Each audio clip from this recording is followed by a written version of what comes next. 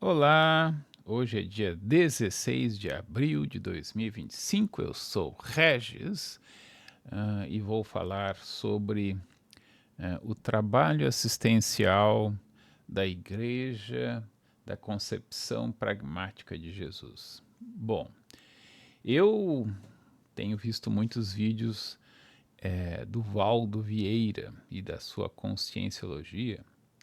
O Valdo Vieira foi um velhinho, né, nesses vídeos. Eu acho que os primeiros vídeos que ele aparece, ainda na década de 90, ele tinha mais ou menos a minha idade. Eu tô com 56 anos. Mas, então, ali por 2010, ele já estava ali por volta dos seus 80, 81, alguma coisa assim. Ah, e ele inventou uma não-igreja, que é a Conscienciologia, e tem um centro lá de estudos da Conscienciologia. Se não me engano, acho que é no Paraná, não tenho certeza. Não, Paraná, não sei onde é que é. Mas enfim, a questão é que é cheio de terminologias peculiares, né? Mas é muito engraçado porque ele aparentemente é mais ou menos ateu, mais ou menos porque na verdade ele é agnóstico, ou seja, Deus não, ele no entender dele Deus é uma não é uma bobagem, mas alguma coisa que está muito fora do horizonte dele. Então ele não aborda essa questão. Uh, e ele é muito engraçadamente, divertidamente radical, né?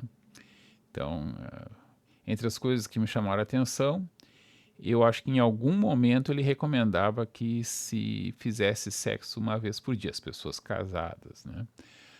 Sem promiscuidade, etc, etc. Para que as energias, vamos dizer assim, fluíssem adequadamente, não ficasse nada travado, etc, etc. Uh, também ele parece que é contra a arte em geral, né? Para ele a arte é bobagem. E ele então descarta todo esse lado da vida humana. E assim por diante, ele faz um monte de observações que digamos que estão certas, né? Mas são mais ou menos como aquele meme em que uma nutricionista diz assim: o primeiro passo para perder a barriga é cortar a cerveja. Aí ela está numa videoconferência com o pessoal com quem ela está desenvolvendo esse curso, alguma coisa assim, e aí as janelinhas começam a desligar rapidamente. Então é um meme de 15 segundos, aqueles que dá para compartilhar nos stories do Instagram. Então eu fico pensando, ok, a proposta dele é não ir para o povão, né? Porque o povão, enfim, povão já está perdido mesmo, né? Mas a ideia dele então é se voltar para a mini minoria. Ele tem uma expressão que eu também já não me lembro mais. Assim, retraduzindo a noção dele vamos nos voltar para os que estão assim perto de se tornarem seres despertos, né? Que sei lá, que estão a 1/10 do caminho de Serenão, né? Ele estava, digamos assim, a um quarto. Ele tem umas. Bom, o que é desperto, o que é serenão? Eu não tenho certeza, não sou um conscienciólogo, alguma coisa assim, não sou um seguidor do Valdo Vieira, mas grosso modo, ser desperto é o ser que mais ou menos tem uma consciência plena de que é um ser multimilenar e que teve toda uma série de experiências e tem mais ou menos uma ideia de o que é o mundo, né? Este mundo natural estendido que tem o mundo material e tem o mundo, sei lá, eu não sei qual, não me lembro mais que nome ele dá, mas então quem está encarnado, né, é uma consciência inconsciente, uma coisa assim, e quem está desencarnado é uma consciex, tem umas coisas assim, eu não me lembro agora, nunca me preocupei, mas quando ele fala é perfeitamente inteligível no contexto do que ele está falando. Tá, nem tudo é perfeitamente inteligível, mas volta e meia ele explica, né? E então, uma coisa que eu achei muito engraçado é a questão do estado vibracional. Tem muitas coisas que ele fala eu já tinha visto no espiritismo, né?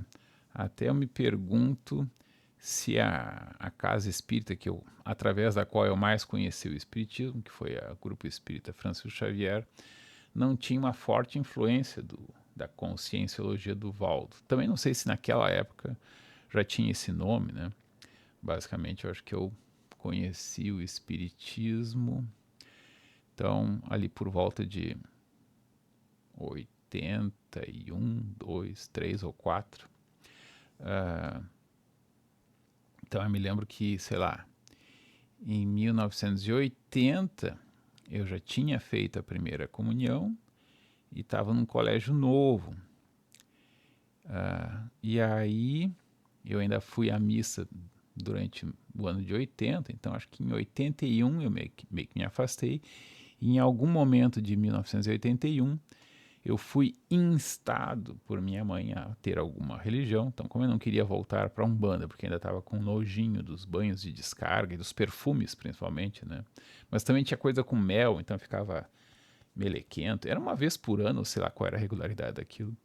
Mas naquele momento, a minha decisão religiosa foi primeiro, vou fazer a primeira comunhão que não tem meleca, vamos dizer assim, né? Aí, acho que em 79 fiz a primeira comunhão. E em 1980, eu acho, eu já estava apto a participar da missa comungando, mas eu ia na missa, na verdade, porque eu estava apaixonada por uma coleguinha da sala de aula, né? Ela até chegou a perguntar para uma amiga, para a amiga perguntar para mim se eu queria namorar com ela. Eu disse que sim, mas aí eu até tinha uma certa proximidade dela, eu gostava muito dela, queria namorar com ela, só que aí depois que eu disse que sim, eu fiquei totalmente travado. E aí ela, vendo que eu estava mais estranho do que jamais, né? Ela disse, talvez a gente tenha que ser só amigo. E disse, eu só consegui dizer monossílabos, né? Então, mal e mal consegui dizer isso. Mas então, eu marco bem essa época, né? Em 1980, eu já tinha virado católico, entre aspas, mas sabia que não acreditava naquilo. Ao fazer o processo da catequese, meio que concluí que também não acreditava na Umbanda. E em 81, talvez, eu tenha em algum momento daquele ano começado no Espiritismo. E o Espiritismo tinha toda uma... foi sem dúvida a doutrina ou a religião na qual mais tive instrução formal, porque eu acho que todos os domingos, durante o período escolar, sei lá, de março a dezembro, com talvez uma interrupção em julho, a gente tinha todos os domingos, não sei se exceto domingos e feriados, não. Todos os domingos tinha a aulinha de evangelização. E também durante um grande período eu participava com a minha mãe, nos sábados, à noite, à tardinha, de um negócio musical. E eu tocava cacheta, que é tipo um tamborim, eu acho, né? Só que usa uma vareta mais curtinha do que aquela o pessoal do carnaval toca assim, né? E às vezes com mais de uma vareta. E a cacheta que a gente tocava com uma mão, né? E aí com o dedo aqui meio que controlava os sons, variava os sons, podia fazer mais pac-pac ou tac-tac, botando o dedo, e conforme pressionasse o dedo contra o couro, que na verdade era de plástico, o som ficava mais agudo ou menos agudo. Eu, pelo menos, interpretava assim, nunca tive instrução formal de cacheta. E não tocava mediunicamente, eu tocava intuitivamente, vamos dizer assim. Então, era 2 vezes por semana, e talvez mais, não sei, em algum momento, acho que tentaram me fazer médio, todo mundo tem mediunidade, né? E lá ia eu dizer, na sessão de mesa, que vamos entrar no campo mental do irmãozinho, às vezes era até em efígie e absente, ou seja, vinha um cartãozinho de desobsessão para, sei lá, alguém que não pôde vir ou que não pôde descer. E aí, agora vamos entrar no campo mental do nosso irmãozinho fulano de tal, né? E aí a gente sentado, sei lá, em duas cadeiras, a sessão de mesa não tem mesa, em duas cadeiras paralelas, virados uns para os outros, não me lembro se tinha no fundo também, não me lembro se era duas assim, ou se era em formato de U, ou se era um círculo com alguma entrada para a porta. A gente entrava no campo mental daquela pessoa e dizia o que estava sentindo. No meu caso, eu sentia, o banco, estou sentindo uma dor nas nádegas, estou com fome. Como era sempre a mesma coisa, até uma outra diretora da mesa, não me lembro que nome tinha, disse que de repente eu tinha que ir no médico, alguma coisa. E enquanto que tinha outras pessoas que tinham episódios muito histriônicos de manifestação supostamente de espíritos, né? Então, um meio que rememorava a experiência de estar se afogando e coisas do gênero. E eu não acreditava muito naquilo. Eu não duvidava de todo, né? Mas também não acreditava muito. Eu achava que era fingido, né? Que podia ter alguma inspiração de alguma entidade ali, obsessora, né? Mas que o pessoal meio que interpretava a partir de um sinal mínimo, eles davam um corpo gigante. Se é que havia algum sinal mínimo. E o pessoal que participava disso, né? Eu em algum momento formei ali uma impressão de que o pessoal ia para lá porque era uma forma de se sentir melhor. Até me lembro que uma dessas diretoras de mesa, ela havia sofrido um AVC e não conseguia escrever nem ler. Então, para ela, aquele negócio, eu acho que ela não conseguia escrever. Não me lembro. Ela explicou uma vez, pediu para alguém ajudar e contou isso. Mas era uma que volta e meia trabalhava comigo. Eu não me lembro mais como é que era. Tenho uma vaga impressão de que o ritual era assim. Tu ia lá na casa espírita, então tinha a palestra. Então a gente ficava lá embaixo, acho que até ouvia a palestra, porque tinha uns alto-falantes, e aí tinha a hora do passe. Então na hora do passe a gente perfilava lá nas fileiras de bancos, né? Os bancos eram inteiriços, né? E aí ficava em cada fila, vamos dizer assim, e fazia o passe. O passe consistia em 3 atos. Então, primeiro tirava supostamente as energias das pessoas que vieram para lá, depois a gente salpicava ou colocava energia, uma nova energia melhor, sei lá, naquelas pessoas, não era nossa, era vinda de algum lugar. E por fim a gente fazia assim. Então, era totalmente ritualizado, né? Que nem o arco dos violinos na orquestra. A gente combinava e aí era tá tá tá tá tá tá tá tá tá tá tá de cima a baixo da cabeça até os pés. Não, primeiro 1, 2, 3, tirei a energia. Tá tá tá tá tá tá tá tá tá tá tá tá, coloquei a energia. E acho que uma vez só dava uma ajeitadinha. E aí passava para a pessoa do lado. E assim por diante. Até terminar as pessoas naquela fileira. Depois disso, a gente descia de novo. Ia para as salinhas das sessões de mesa, que não tem mesa. De desobsessão, o nome oficial era esse. Sessões de desobsessão. E vinham as pessoas, então, que... Ou não vinha a pessoa, vinha só o cartãozinho com o nome da pessoa. E eu acho que por isso que de vez em quando essa chefe da mesa, ou alguma coisa assim, da sessão, da salinha de desobsessão, pedir alguma ajuda porque ela tinha esse problema. Ela tinha, digamos assim, uma afasia ou disgrafia, ou enfim, ela não conseguia ler ou tinha alguma dificuldade, não me lembro mais qual era exatamente. Isso faz muito tempo, foi, sei lá, em 1982, 3. Então tinha essas sessões, não sei se tinha que ir 1 ou 2 ou 3 vezes por semana, acho que era uma vez. Tinha então tinha a sessão de música no sábado à noite e tinha as pessoas mesmo que cantavam. Tinha uma mesa, aí sim, era no salão lá das palestras, tinha uma mesa, tinha o diretor da casa espírita, o irmão Mário, que, vendo o Valdo agora todo vestido de branco, eu tenho uma vaga impressão de que o irmão Mário também sempre estava vestido de branco. E como tinha aquela coisa de água fluidificada, o pessoal deixava umas garrafas e aquilo era meio que recebia uma energia fluidificada. Assim como a gente recebia para fazer o passe, então de algum lugar vinha uma energia fluidificada. E então tinha todo esse trabalho, né, assistencial. E eu acho que aquela casa espírita, ela tinha uma posição, uma fama um pouco controversa dentro da Federação Espírita do Rio Grande do Sul. Não tinha a menor ideia disso, enquanto eu apenas ia lá e fazia essas 3 atividades diferentes. Mas no momento em que, então, sei lá, eu rodei de ano umas 3 vezes nesse negócio da evangelização, né? E aí me indicaram para eu representar na Federação Espírita, no GPJ, acho que era Grupo de Programações Juvenis, a Casa Espírita da qual eu era oriundo, que era o Chico Xavier, Francisco Xavier. Até não sei se o nome oficial é Chico ou se é Francisco, não interessa.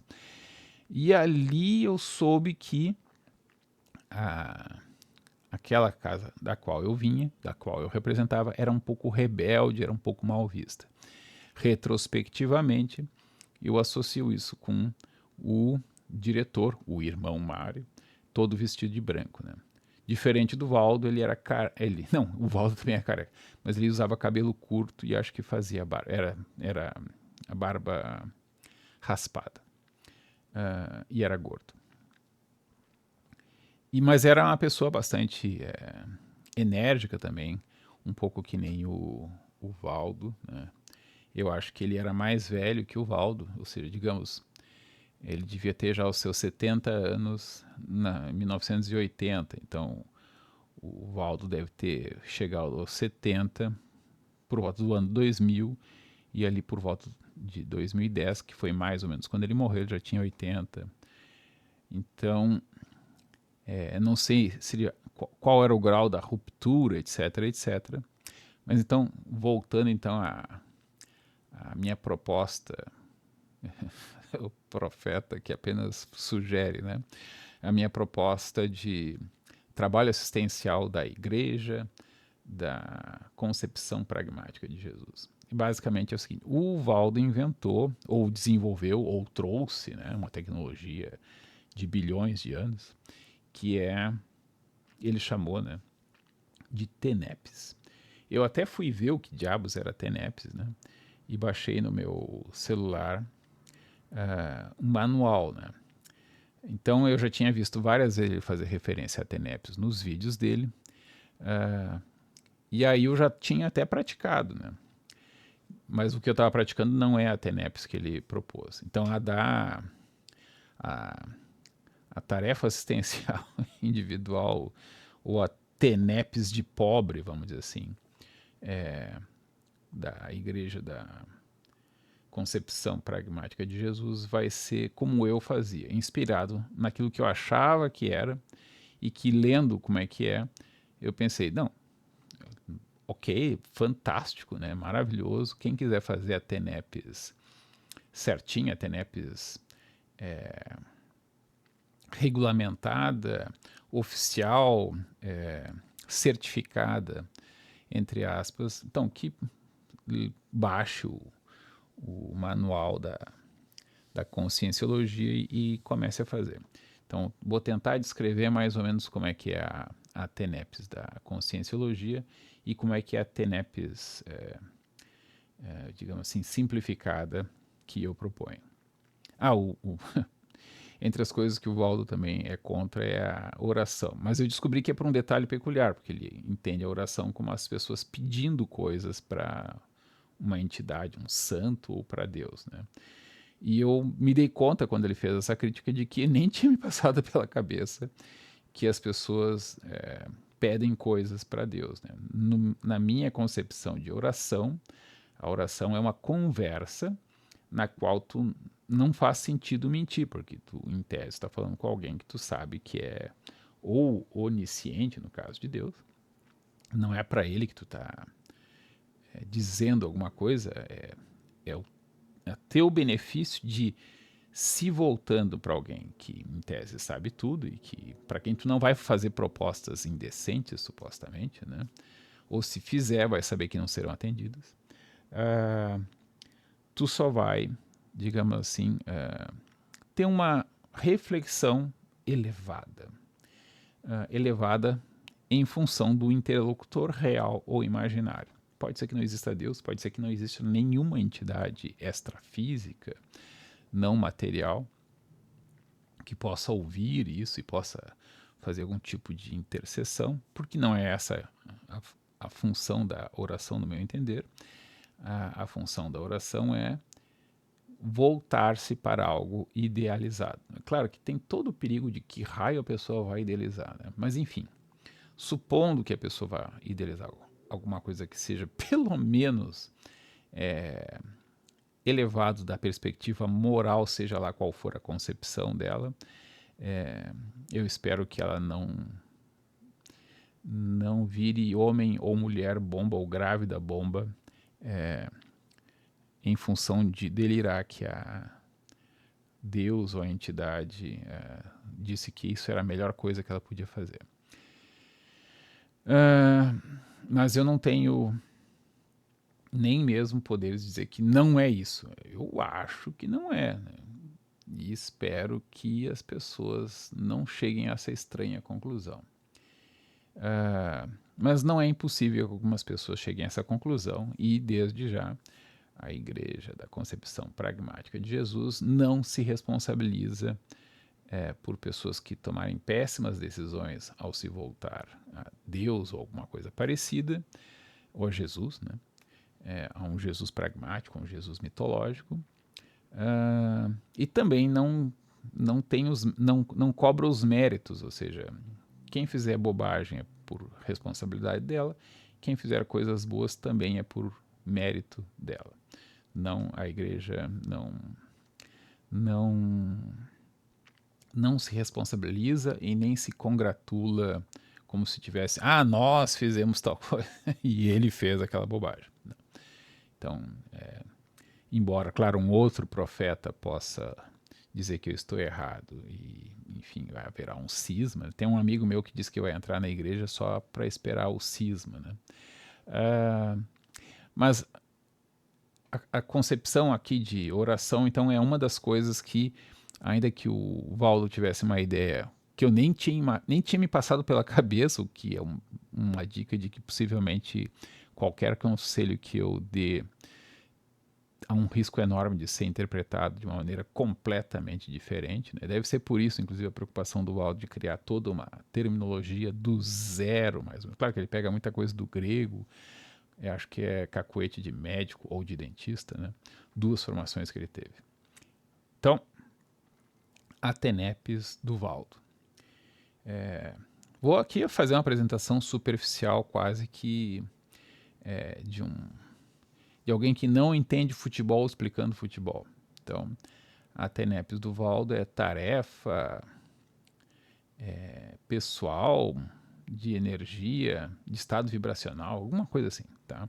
Então é uma tarefa, é um exercício diário de 50 minutos, todos os dias a pessoa deve reservar uns 50 minutos para, numa situação silenciosa, confortável, isolada, isso é o ideal, né?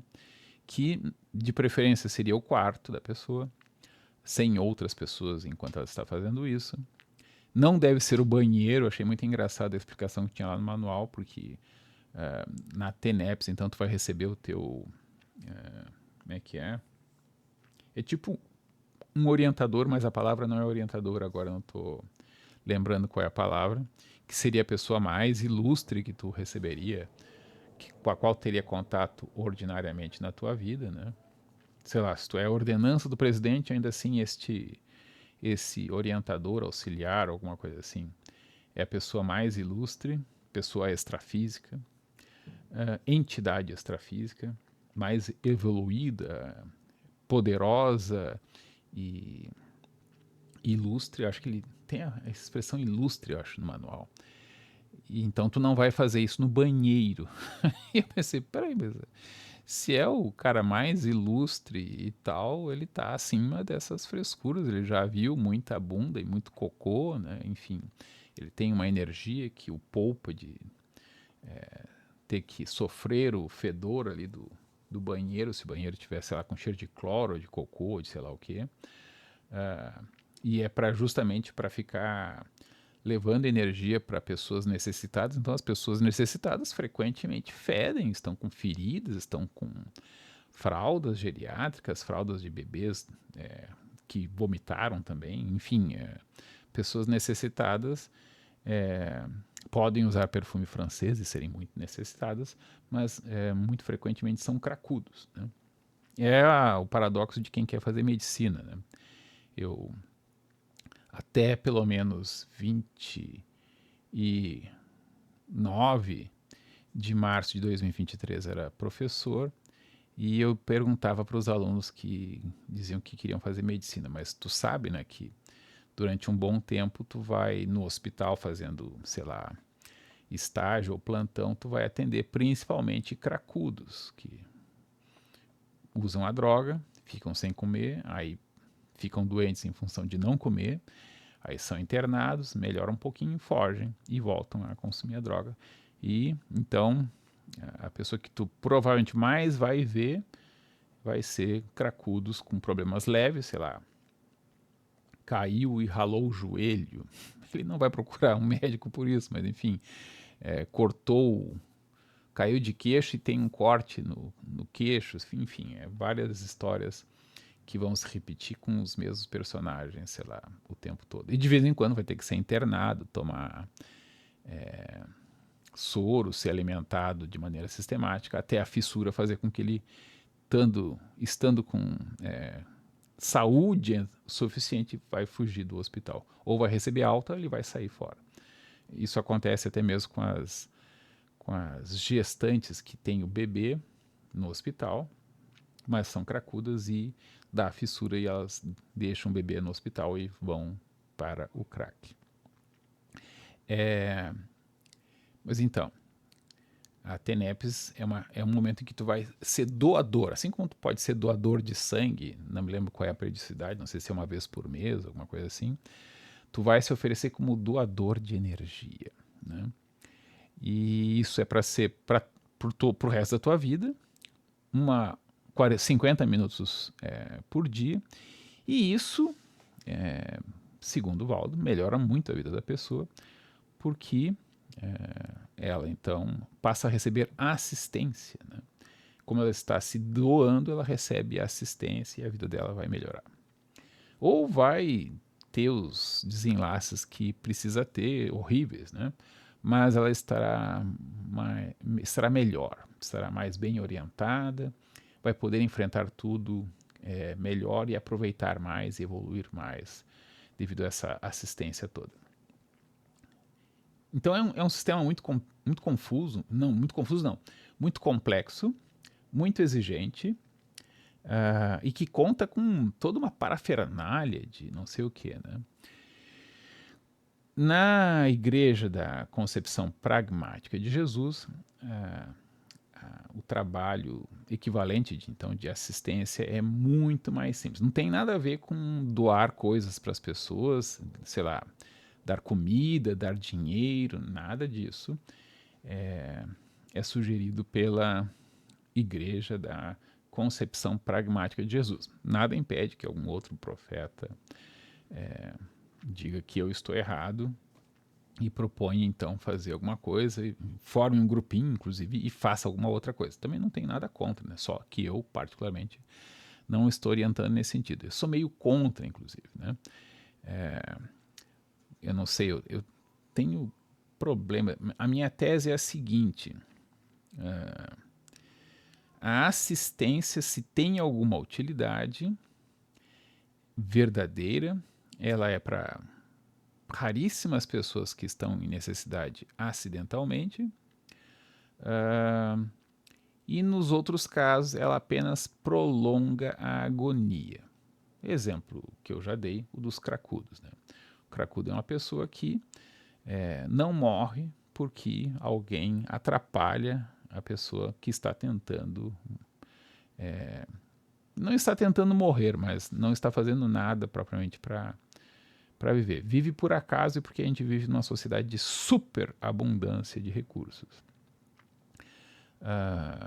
E claro, esse foco nos cracudos acaba aumentando o número de cracudos, entre outras razões, porque eles não morrem, né? Então, a Igreja da Concepção Pragmática de Jesus tem essa visão um pouco de seleção natural, né? Se uma pessoa virou cracudo, ela fez más escolhas, ou ela não conseguiu fazer escolhas, porque estava tão hipossuficiente que não conseguiu fazer escolhas, mas não se deve ajudar.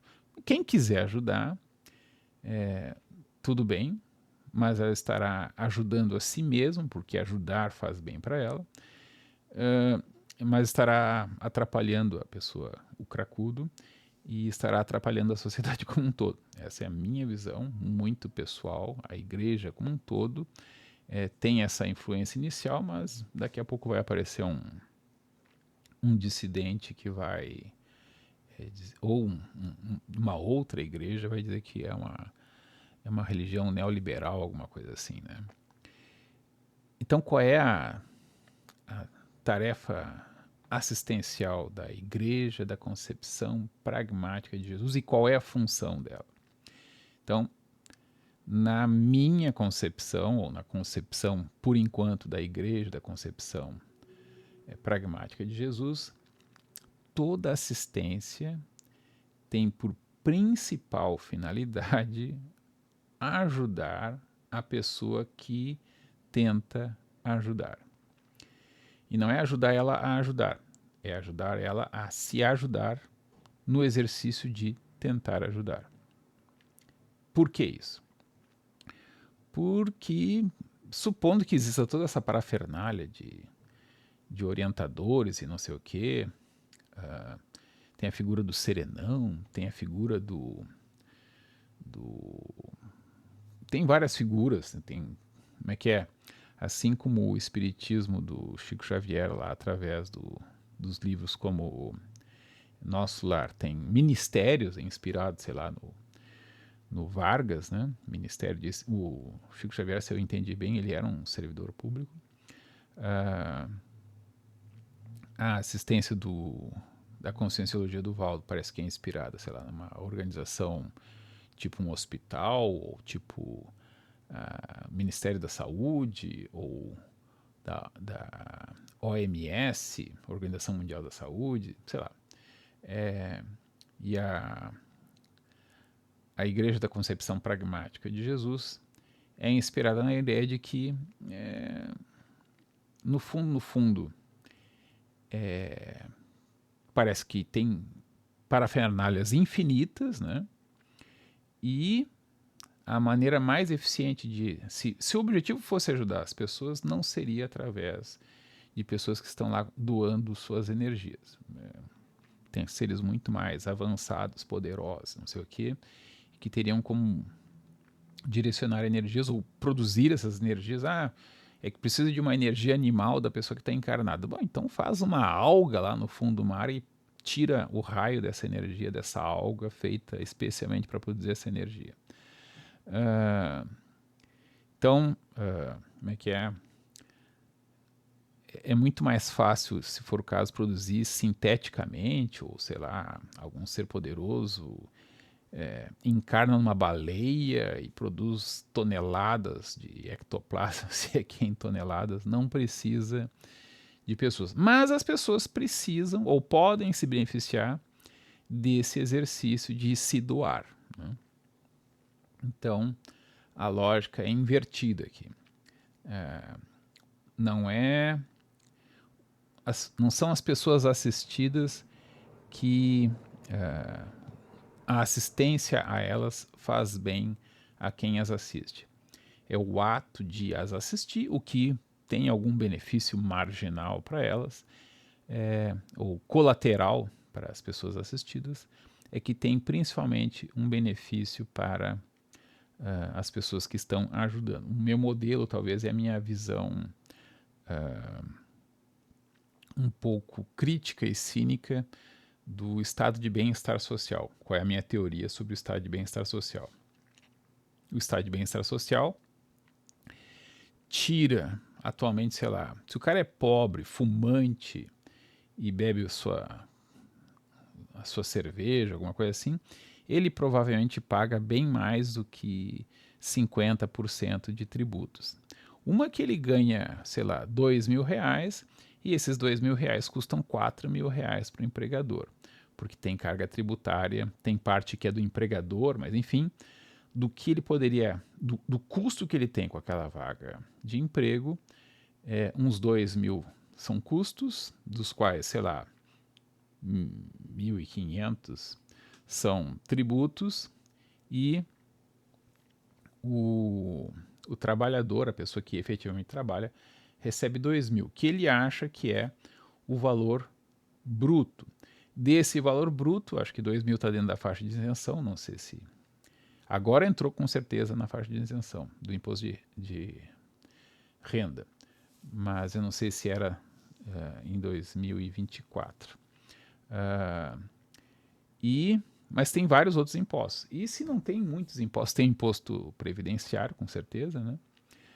E tem os impostos indiretos, ou seja, então 2.000 vai virar, sei lá, tirando o INSS, alguma coisa assim, vai ficar um valor menor do que 2.000.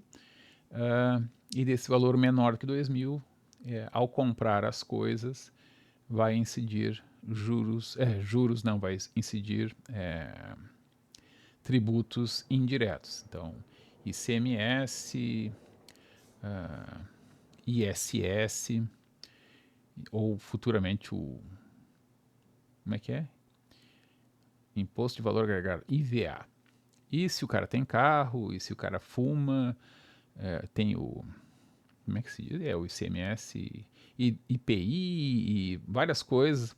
E esses produtos que em tese fazem mal, se há uma tributação especial sobre eles.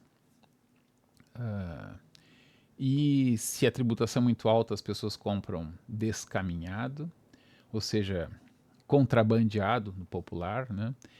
E o custo de reprimir isso, e as pessoas que se matam por conta disso também tem um custo, assim como tem as pessoas que adquirem doença em função do abuso de álcool e de cigarro. E tudo isso então são custos. Se tu entender que o governo cobra 35% do PIB e gasta 45%, então a verdadeira carga tributária é o quanto ele gasta, né? E aí tem toda a teoria de que, na verdade, os impostos não são cobrados para pagar. Até certo ponto isso é verdade. O principal objetivo, pelo menos, seria obrigar as pessoas a utilizar a moeda emitida pelo governo para que elas possam, com essa moeda, pagar os tributos, né? Claro que os exportadores talvez possam pagar em dólar, né? Mas indexado em real, mas acho que não é assim que funciona. Existem outras maneiras do governo pegar os dólares dos exportadores, mas ele tem que o objetivo de cobrar os tributos é obrigar o uso da moeda do governo. E aí, claro, com esse monte de dinheiro arrecadado, o estado de bem-estar social ele vira uma espécie de grande comprador de bens e serviços. Então ele pega o meu dinheiro, o teu dinheiro, e compra bens e serviços. Então, bens, sei lá, remédios, compra insumos, por exemplo, para produzir casas, entrega casas. Então, tem um monte de licitações para oferecer bens, como casas, e serviços, como, por exemplo, saúde ou educação. As pessoas não gostam que apresente isso como serviço, mas enfim. E paga, então, os fornecedores, ou seja, as empresas que ganham as licitações, e passam os servidores públicos, ou seja, as pessoas físicas que passam nos concursos. Não há uma grande diferença entre servidores públicos, pessoas físicas, e empresas fornecedoras, né? E elas são muito mais próximas do Estado. As empresas, se pode argumentar que elas são contratadas geralmente por licitações específicas para questões específicas, mas de modo geral tu vai ver que algumas empresas vivem só disso. E aí prestam serviço para uma prefeitura aqui, outra prefeitura aqui, para o Estado ali, numa outra dimensão, talvez uma maior, faça serviços para a União ou para o Estado, né? E também as empresas se juntam e, na verdade, várias empresas são contratadas por uma outra empresa maior, que, na verdade, é uma espécie de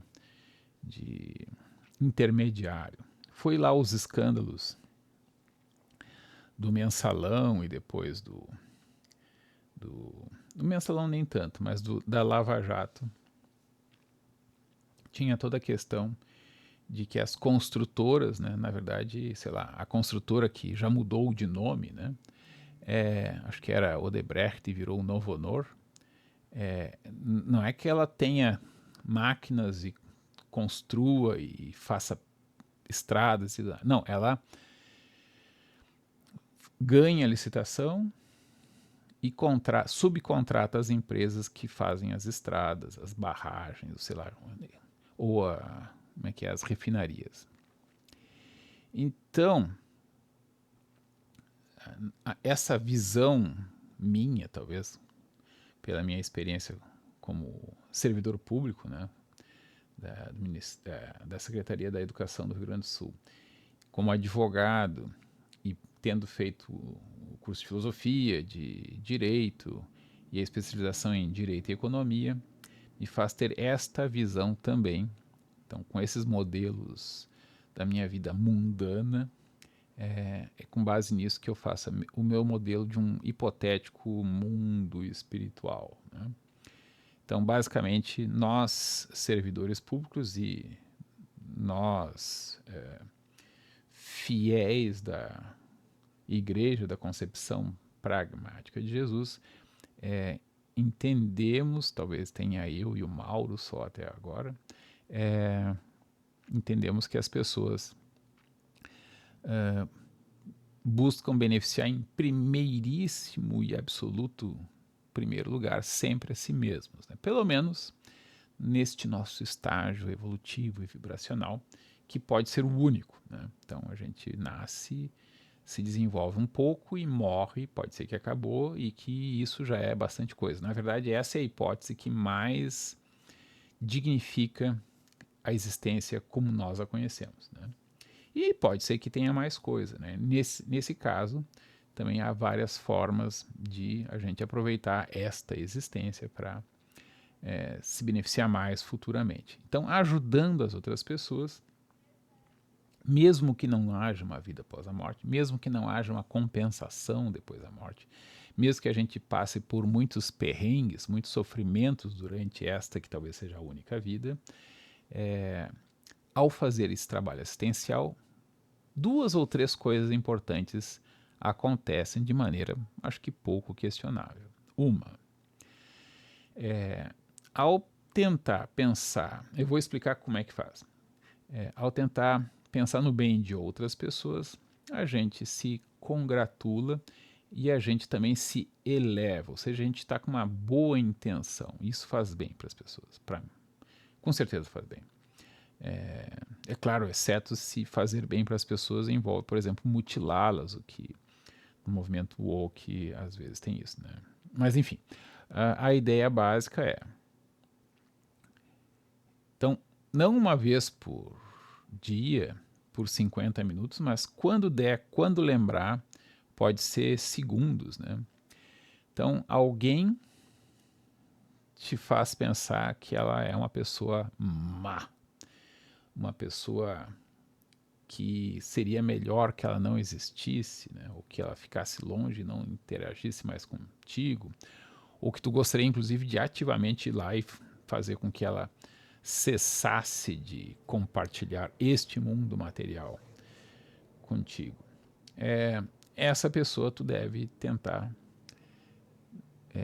enviar para ela boas energias, bons pensamentos. E se for difícil, evitar de pensar nela. Então essa é a grande lição, é a grande benefício do trabalho assistencial da Igreja da Concepção Pragmática de Jesus. Pessoas que tu gosta, tu também pode fazer isso, mas é meio redundante. Tá? Pessoas que tu gosta e que tu acha que estão necessitadas, tu pode então tentar mandar boas energias para ela. Como é que faz para mandar boas energias? Então, é importante não dar na vista. Tá?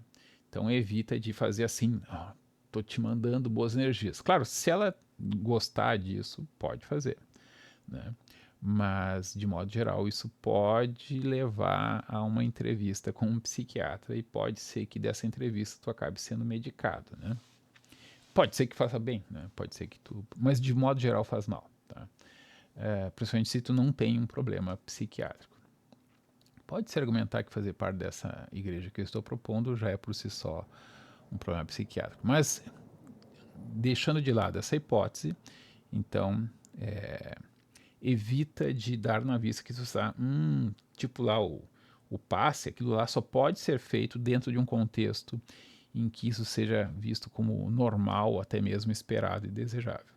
Então, não deve haver a imposição explícita de energias, sei lá como, né, para as pessoas. Até para quem acredita no mesmerismo, ele matou um cachorro dando tipo um passe no cachorro, porque as energias não eram compatíveis. Né? Então também tem que eventualmente tomar algum cuidado. Então a maneira mais segura é a seguinte. Então digamos que tu está fazendo alguma coisa qualquer e aí vem a ideia de alguém que tu pensa, puxa, essa pessoa tá mal. Aí tu pode, então vou mandar aqui umas energias. E aí como é que tu faz para mandar as energias? Isso possivelmente é só imaginário, mas acho que vai fazer bem, pelo menos para ti. Aí tu vai tentar fazer tipo uma cosquinha na tua consciência, mais ou menos buscando aquela sensação que a gente tem quando ouve uma música muito bonita, comovente, aquele negócio de me arrepiou aqui. Então tu tenta buscar essa sensação. Dá para fazer de olhos abertos, né? E aí tu vai sentir alguma coisa. Então associa que quando tu sente isso, então está produzindo ou enviando alguma energia que não vai te fazer falta, muito pelo contrário, e que vai fazer bem para esta pessoa. Pode ser para pessoas que tu gosta, mas o exercício mais interessante é para as pessoas que tu não gosta. Ou dito de outra maneira, né? Eu não preciso dizer para as pessoas comerem gordura e açúcar, eu preciso dizer para elas comerem aquilo que elas talvez não comam tão espontaneamente. Então, esse exercício de doação, né, que é benéfica para outra pessoa, supostamente, e com certeza é benéfico para ti, deve ser feito para as pessoas, principalmente as que tu não gosta. Né? E aí, claro, tu tem que desejar que aquilo faça bem para ela. Então, não, isso é machista, né? Aquele filho de uma mãe empoderada. Agora eu tô mandando para ele, até tô me arrepiando aqui ao mandar essa energia para que ele fique melhor, para que ele pense melhor, que ele tome as decisões dele, né? Que talvez não me agradem, mas enfim, que ele faça isso com maior harmonia e efetividade, né? Talvez não seja bom fazer isso se alguém está claramente com a intenção de te assassinar e está um pouco atrapalhado. Mas, em tese, pode ser que, ao tentar mandar para essa pessoa que está na iminência de te matar, que isso deixa ela mais tranquila, né? Então, se ela ia te torturar e matar, ou ia te torturar por meia hora e te matar, ela te torture só por uns 10 minutos, vai se sentir satisfeita pelas energias que está mandando para ela, e te mate, né? Enfim, a ideia dela talvez não mude muito, ela apenas faça isso de maneira menos terrível. Pode ser que piore, que ela pense com mais calma e aproveite mais o momento e faça com que tu sofras mais, né? Mas mesmo nesse caso, estando ocupado em tentando mandar boas energias para ela, isso pode te fazer bem nesses últimos momentos que podem ser os últimos da tua existência para sempre, né? Mas pode ser que tu seja recriado no juízo final e pode ser que haja um mundo espiritual, etc, etc.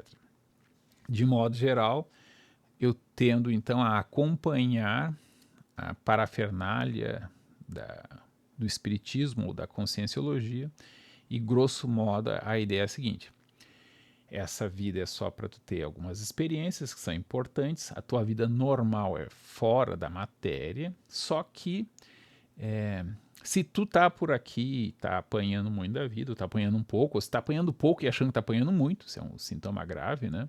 É porque tu, fora da matéria, tu enlouquece, né? É tão livre, tão cheio de possibilidades e relativamente sem consequências do que tu faz fora da vida encarnada, que a tendência é ficar meio confuso e não aproveita muito. Então a vida material, ela dá uma certa estabilidade, uma certa concretude, literalmente, né? E isso ajuda a consciências ainda meio perturbadas que não conseguem usufruir tanto da enorme amplitude de recursos do mundo verdadeiro ou mundo mais amplo, né, que também pode ter a ver vários níveis, né? Então a gente vem aqui e apanha um pouco ou ajuda, né? A ajuda em si não é importante para quem tu ajuda, é importante para tu se ajudar ou tentar ajudar. Tu vai dando então uma organização na tua forma de experimentar as sensações, etc, etc. E isso então talvez ajude na tua evolução. E se não ajudar na tua evolução, ela torna bem mais interessante e digna esta talvez única existência que tu tens. Então, dentro dessa perspectiva da concepção pragmática de Jesus, a gente usa Jesus para ter um ideal, né? A gente se volta a Deus, ou Jesus, ou Espírito Santo, para ter uma conversa sincera com alguém para quem não adianta mentir nem fazer propostas indecentes, e a gente tenta ajudar as outras pessoas para que isso nos ajude, né? Então, essa é esse último, então, é a novidade deste vídeo, que é sobre, então, o trabalho assistencial da Igreja da Concepção Pragmática de Jesus. Nada de, em nome da Igreja, ficar distribuindo sopa ou cachorro quente ou sei lá que comida que se dá para cracudos, né? Pode fazer na sua vida privada, normal, não religiosa, né?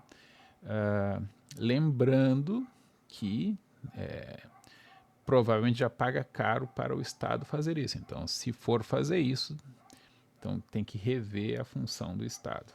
O que talvez seja uma coisa interessante de fazer. Talvez seja interessante pensar num, um trabalho social material com comida, né?